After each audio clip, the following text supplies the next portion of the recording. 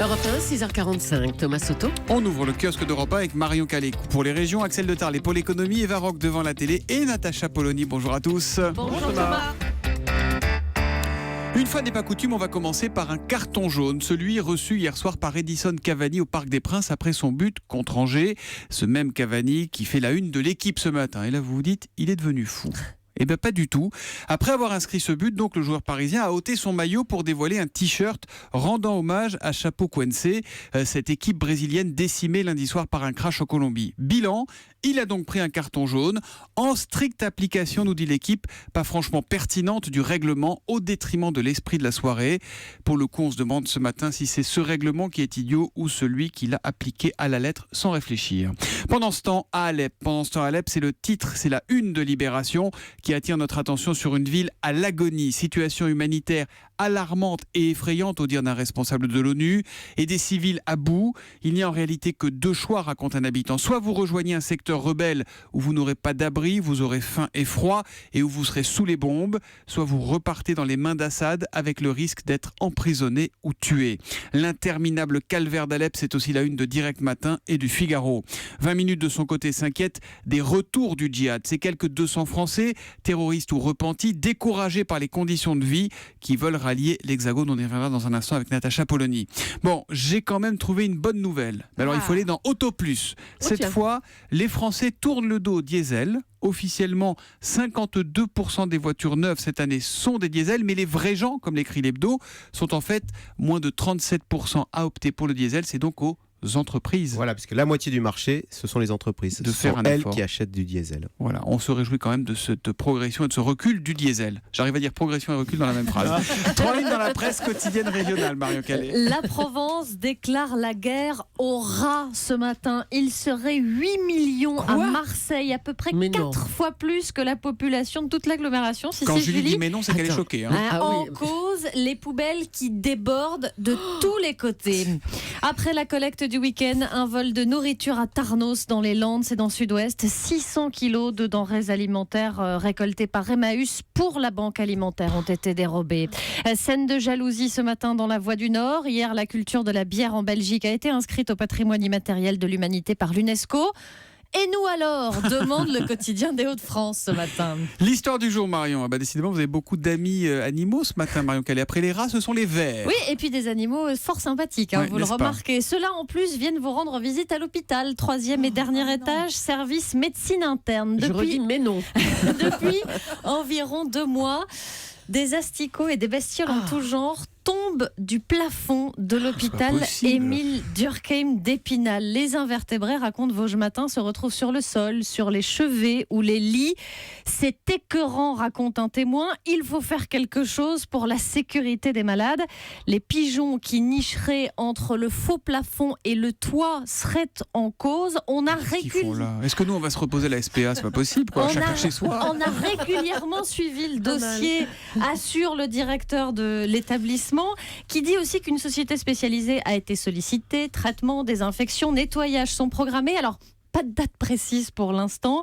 S'il le faut, on fermera des lits. Il faut qu'on soit en mesure d'accueillir les patients dans les meilleures conditions d'hygiène possibles. Oui, c'est vrai, tant qu'à faire, ce serait pas mal. C'est quel hôpital? À Épinal, l'hôpital Émile Durkheim. Eh ben dis donc, bon appétit si vous prenez votre café. On est désolé ce matin. Axel de Tarles. Personne n'a souri. J'ai dit belle image. Ah, belle image d'Épinal. Merci, belle image d'Épinal. C'est peut-être c'est un Ferrero Marcy qui sera avec nous tout à l'heure. Axel de Tarles, flambée des accrochages dans les parkings, c'est à lire sur le site internet des Échos. Voilà, c'est une étude anglaise, mais qui nous concerne également, qui montre que le nombre d'accidents dans les parkings ou des incidents a augmenté de 35% en 2 ans. Et je ne sais pas si vous avez remarqué, mais c'est de plus en plus difficile de se garer. Alors, ce ne sont pas les places de parking qui ont rétréci, c'est la taille des voitures qui a énormément augmenté avec la mode des 4x4, des SUV, des monospaces, etc. On a des chiffres depuis 2009. Alors en longueur, depuis 2009, les voitures ont pris 20 cm de plus. Vous avez certains modèles d'ailleurs maintenant qui dépassent les places types. en longueur chez Audi, BM et Mercedes. Le problème, c'est surtout la largeur. Même les petites voitures ont pris de la largeur. Par exemple, la Clio, depuis la première génération en 1990, elle a pris 13 cm de plus en largeur. La Golf, elle prend 1 cm de plus chaque année. En 40 ans, elle a pris 40 cm de plus en largeur. Ce qui fait qu'une fois qu'on est garé, bien souvent, on se retrouve coincé à l'intérieur. On n'arrive même plus à sortir. Voilà. Et C'est un vrai problème, cela dit. Hein. Non, mais c'est vrai. Vous avez un autre problème qui explique cette hausse des accidents dans les parkings, c'est qu'il y a une nouvelle mode dans les voitures, c'est de faire une toute petite lunette arrière. Vous savez, la vitre arrière qui est toute petite. On voit quasiment plus rien. Ouais. Et donc, on recule en aveugle, ce qui fait que les accrochages... Il y a un bip-bip maintenant, là. Il y a des radars de recul. Alors, du coup, oui, mais on essaie de corriger le fait qu'on ne voit plus rien par des bip-bip. La voiture se fait bip-bip. Ça sonne tout le temps. Et après, quand ça tape, il faut arrêter. Hein. Les accrochages dans les parkings, ça représente maintenant 30% des sinistres, 1,6 milliard. Alors, du coup, vous avez raison. 1,6 milliard dans les parkings. Donc, du coup, les constructeurs multiplient les technologies d'aide au créneau, les bip-bip en tout genre. Et vous avez aussi les fabricants, ceux qui fabriquent des parkings qui essayent de faire des places plus grandes. Ce qui veut donc dire que le prix des parkings va augmenter dans les années à venir. La vraie question, c'est est-ce qu'on a vraiment besoin d'avoir des voitures aussi grosses urbains, franchement, c'est pas complètement nécessaire. Ouais. On va regarder Envoyé spécial ce soir sur France 2 à 20h55, Eva Rock. Oui, alors parmi les sujets du soir, reportage sur l'histoire de la dynastie Rothschild et surtout sur ses rapports avec le pouvoir politique sous la Ve République. On est en 1982 par exemple. La banque est nationalisée, vous savez, à l'arrivée de François Mitterrand. C'est une opération qui est vraiment vécue comme une confiscation par la famille. Pourtant, vous allez l'entendre quand on écoute Jean Peyrelevade, qui était conseiller économique de Pierre Mauroy. Le Premier ministre. Exactement, à l'époque, c'est pas tout à fait la même version. Financièrement, la nationalisation était une bénédiction pour la famille. Alors, est-ce que vous vous souvenez du montant des indemnisations Je pense que c'est de l'ordre de 500 millions de francs, si je me souviens bien. Et elle ne valait plus que zéro. Hein. Elle valait rien, en fait.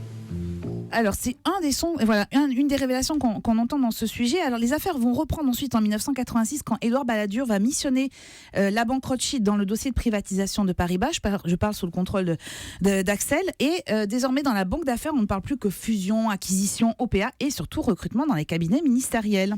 Et en 2008, on repère un jeune homme, Emmanuel Macron. C'est David de Rothschild qui le repère. Et c'est Alain Minc qui le conforte dans l'idée qu'il faut absolument embaucher ce jeune homme. Et voici pourquoi. Un banquier d'affaires doit être intelligent, souple, rapide, et s'il peut être en plus charmant, parce que c'est quand même un métier de pute, c'est une qualité, et il les avait toutes, et il a merveilleusement réussi. Là, il n'y a pas de langue de bois. Voilà, exactement. Alors, vous le verrez, ce sont des propos qui sont confirmés par David de Rothschild, qui est beaucoup plus loquace quand il s'agit de parler d'Emmanuel Macron que de s'expliquer sur la vente de produits financiers illégaux en Espagne, par ailleurs. Mais le reportage est extrêmement intéressant, à la fois sur cette partie économique et sur le côté patrimonial. Petite visite privée dans les châteaux Laffitte, notamment avec des bouteilles de 1806 à 100 000 euros. Dans la cave privée, en fait. Dans la cave privée, c'est formidable de voir ça. Voilà, c'est Envoyé spécial sur France 2 à 20h55. Merci les amis, à demain.